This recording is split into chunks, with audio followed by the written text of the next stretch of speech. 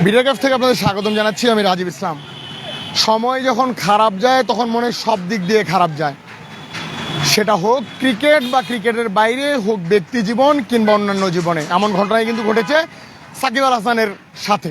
সেই সাকিব আল হাসান অনেকদিন ধরেই দেশের ক্রিকেটের বাইরে রয়েছেন, খেলেছেন অন্যান্য যেই কাউন্টি লিগগুলো রয়েছে বা অন্যান্য যেই দেশের বাইরে লিগগুলো রয়েছে, সাকিব আল হাসান কিন্তু সেই লিগগুলো খেলেছেন, কিন্তু দেশের হয়ে কিন্তু 5ই আগস্ট পরবর্তী কোনো ম্যাচই খেলতে পারেননি সাকিব আল হাসান। সেই সাকিব আল হাসানের বিরুদ্ধে আজকে গ্রেপ্তারি পরোয়ানা জারির যে খবর সেটি রয়েছে, এবং একই সাথে আপনারা জানেন যে ঢাকার অতিরিক্ত চিফ মেট্রোপলিটন ম্যাজিস্ট্রেট জিয়াউদুর রহমানের আদালত এই গ্রেপ্তারি পরোয়ানা জারি করে। মোট 4,14,57,000 টাকার চেক ডিজনারের মামলা করে, এবং আইএফআইসি ব্যাংকে যে চেক ডিজনার হয়েছে সাকিব আল হাসান সহ অন্যান্য আরও 4 জনের বিরুদ্ধে এই সমন জারি করে আদালত। আপনারা যেমনটি জানেন, আসলে সাকিব আল হাসান কিন্তু অনেকদিন ক্রিকেটের বাইরে, চলছে বিপিএল এর দামামায় কিন্তু কাঁপছে এখন চট্টগ্রাম শহর।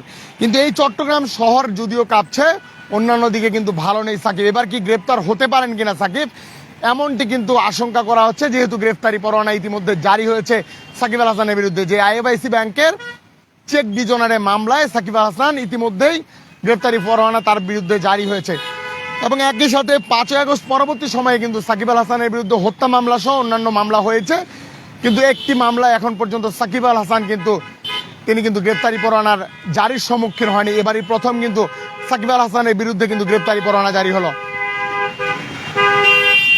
এবং এই গ্রেপ্তারি পরোয়ানা জারির মাধ্যমে কিন্তু সাকিব আল হাসান অনেকখানি কিন্তু আসলে একটা দুশ্চিন্তার মধ্যে পড়ে গেলেন। এর আগে যদিও মামলাগুলো হয়েছিল বিসিবি থেকে এবং সরকারের পক্ষ থেকে জানানো হয়েছিল যে আসলে যে মামলাগুলো হয়েছে সেই মামলাগুলো অবশ্যই আরও যাচাই বাছাই করা হবে, এবং যাচাই বাছাই পরবর্তী আইন উপদেষ্টা পর্যন্ত বলেছিলেন যে আসলে যেগুলো মামলা অনেকগুলো মামলা করেছেন, যেগুলো মামলা আসলে অনেকেই মামলাগুলো না বুঝে বা না জেনে অনেকে মামলা করেছেন, কিন্তু এই মামলাগুলো যাচাই বাছাই করা হবে।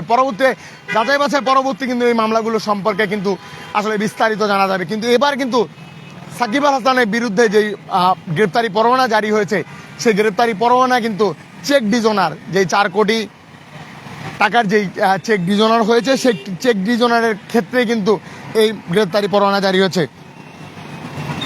তবে ওয়ানডে ফরম্যাটে কিন্তু আন্তর্জাতিক ক্রিকেট খেলার যেই ঘোষণা সেটি কিন্তু সাকিব দিয়েছিলেন, এবং চ্যাম্পিয়ন্স ট্রফির দলে কিন্তু এবার কিন্তু জায়গা হয়নি, যেটি নিয়ে কথা বলেছিলেন। এবং সাকিব আল হাসানের যে বোলিং অ্যাকশন, সেই বোলিং অ্যাকশনে আসলে অনেকখানি খুঁত ধরা পড়েছে, এবং খুঁত ধরা পড়ার কারণে কিন্তু সাকিব আল হাসান কিন্তু এই চ্যাম্পিয়ন্স ট্রফিতে কিন্তু তিনি জায়গা পাননি। এবং প্রধান নির্বাচক যিনি রয়েছেন ক্রিকেটের, তিনি কিন্তু জানিয়েছেন যে লিপু প্রধান নির্বাচক ক্রিকেটের, তিনি বলেছেন যে শুধুমাত্র ব্যাটার সাকিবকে তারা চান না, তারা একটা কম্বাইন্ড সাকিবকে চেয়েছিলেন। যেহেতু সাকিব আল হাসান আপাতত বোলিংয়ের বাইরে, তাই সাকিব আল হাসান কিন্তু আপাতত খেলতে পারবেন না। তো সব কিছু মিলিয়ে আসলে যখন সময় খারাপ যায় তখন কিন্তু সব দিক দিয়ে যায়, এমন একটা প্রবাদ রয়েছে।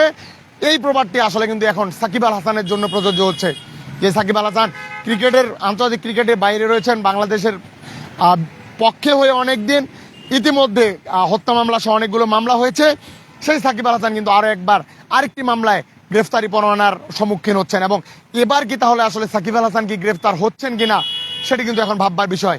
যে চেক ডিজনারের মামলায় তিনি আসলে ফেঁসে গিয়েছেন, ইতিমধ্যে তার বিরুদ্ধে যে গ্রেফতারি পরোয়ানা রয়েছে, সেই গ্রেফতারি পরোয়ানা আসলে কবে নাগাদ তিনি আসলে এটি থেকে মুক্তি পাবেন বা তিনি আসলে গ্রেফতার হচ্ছেন কিনা সেটি এখন দেখার অপেক্ষা করতে হবে আরও কিছু সময়। চলছে কিন্তু বিপিএল এর মাঝখানে কিন্তু রয়েছিল অনেকগুলো খবর, ইতিমধ্যেই দেখেছিলাম চ্যাম্পিয়ন্স ট্রফির খবর।